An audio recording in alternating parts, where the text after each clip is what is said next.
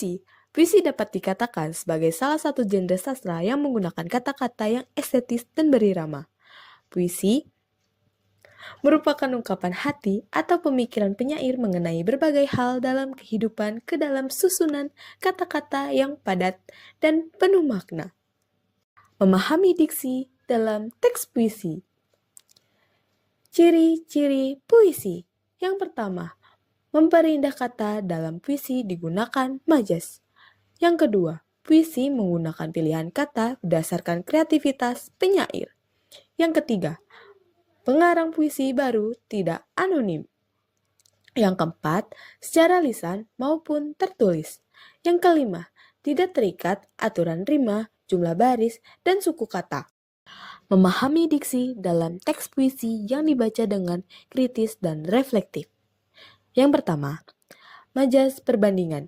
Majas perbandingan merupakan jenis majas yang bertujuan untuk membandingkan suatu objek dengan objek lain melalui proses penyamaan, pelebihan, ataupun penggantian. Yang kedua, majas pertentangan. Majas pertentangan merupakan majas dengan gaya bahasa yang menggunakan pertentangan. Majas pertentangan meliputi litotes, paradoks, antitesis, dan kontradiksi interminis. Yang ketiga, majas sindiran. Majas sindiran merupakan jenis majas yang menggunakan pertentangan. Majas sindiran meliputi ironi, sinisme, dan sarkasme. Yang keempat, majas penegasan. Majas penegasan merupakan jenis gaya bahasa yang bertujuan meningkatkan pengaruh kepada pembacanya agar menyetujui sebuah ujaran ataupun kejadian. Menjelaskan imaji puisi. Puisi secara imajinatif menggunakan pikiran dan perasaan penyair, disusun dengan memusatkan kekuatan bahasa pada struktur fisik dan internalnya. Memahami teks diksi dalam menilai efektivitas diksi, irama, dan tipografi dalam teks puisi. Jenis-jenis puisi berdasarkan kurun waktu. Terdapat puisi lama dan puisi baru. Puisi lama merupakan jenis puisi yang masih terikat persajakan peraturan larik dalam satu bait, jumlah kata dalam setiap larik, serta musikalitas. Contohnya, pantun, syair, gurindam, talibun, dan karmila. Puisi baru.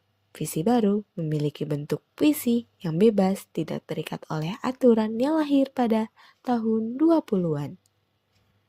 Berdasarkan isi, terdapat 1. Puisi naratif, 2.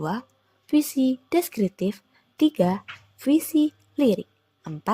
Puisi esai. Pro dan kontra.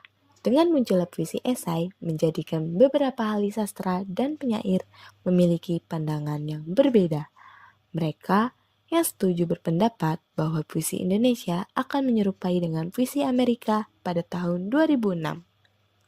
Mereka yang sepakat untuk mendukung adanya puisi esai didorong untuk membuat puisi esai generasi baru selain yang sudah ada. Pihak yang kontra ataupun tidak setuju berpendapat bahwa puisi hanyalah karya imajinatif. Penggunaan diksi. Yang pertama, penggunaan diksi. Pemilihan diksi oleh penyair dalam berpuisi sangat penting karena dapat mewakili tema dan memperdalam makna dari puisi tersebut. Yang kedua, pengaturan rima. Rima adalah bunyi yang ditimbulkan oleh huruf atau kata yang memperindah puisi dan menggambarkan perasaan pengarang. 3. Tipografi. Tipografi dalam puisi adalah tatanan larik, bait, kalimat, frase, kata, dan bunyi. Mengidentifikasi tema dan suasana dalam teks puisi. Macam-macam tema, di antaranya ketuhanan, kemanusiaan, patriotisme, cinta tanah air, asmara, kekayaan dan demokrasi, serta keadilan sosial. Suasana puisi. Setelah membaca puisi, kita sering terpengaruh oleh isinya, baik gembira, resah, marah, atau yang lain.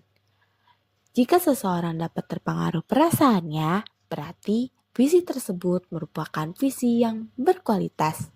karena dapat memberikan kesan yang mendalam bagi pembacanya. Menyajikan musikalisasi puisi secara kreatif. Yang pertama, unsur musikalisasi, diantaranya nada, irama, pelafalan, harmoni, dan ekspresi. Yang kedua, bentuk musikalisasi, diantaranya puisi total, puisi iringan, dan puisi lagu.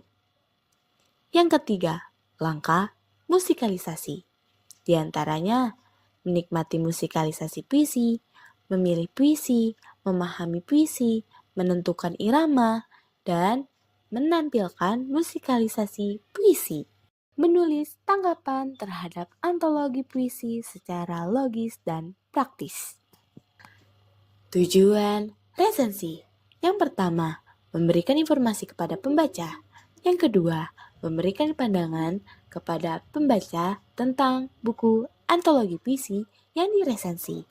Yang ketiga, resensi antologi puisi mengajak pembaca untuk diskusi secara tidak langsung. Yang keempat, sebagai bahan pertimbangan. Struktur resensi, diantaranya identitas, orientasi, sinopsis, analisis, dan evaluasi. Unsur resensi, diantaranya judul resensi, data buku atau karya, isi resensi, dan penutup resensi. Langkah resensi. Yang pertama, tentukan buku antologi puisi. Yang kedua, bacalah buku antologi puisi secara cermat. Yang ketiga, buat sinopsis atau intisari buku yang akan diresensi. 4. Menilai kualitas buku yang akan diresensi. 5. Menyuting resensi antologi puisi. Menyajikan pembacaan puisi dengan ekspresif dan kreatif. Hal yang harus diperhatikan. Yang pertama, ekspresi atau mimik wajah. Yang kedua, gerak tubuh atau gestur. Yang ketiga, artikulasi atau lafal. Yang keempat, tekanan. Yang kelima, jeda atau tempo. Yang keenam, intonasi. Gaya membaca puisi. Yang pertama, membaca tekstual.